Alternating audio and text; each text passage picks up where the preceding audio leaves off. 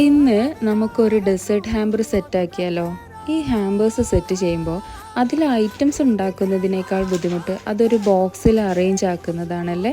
Packing materials ഒക്കെ ഉണ്ടായാലും അതെങ്ങനെ ആ ബോക്സിൽ ഭംഗിയിൽ അറേഞ്ച് ആയിട്ട് വെക്കും എന്നുള്ളത്, ഈ ബോക്സുകളൊക്കെ എങ്ങനെ അങ്ങോട്ടും ഇങ്ങോട്ടും ഒക്കെ വെച്ച് നോക്കണം. അങ്ങനെ ഒരുപാട് സമയം പോവുകയും ചെയ്യും.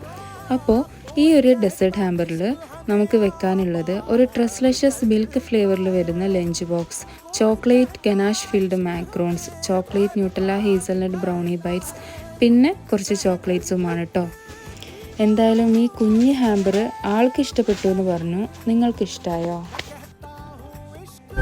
വാനവില്ലേ നോക്കുകില്ലേ കോടമഞ്ഞിൻ ചില്ലിലൂടെ ഒന്നുമില്ലേ ചായ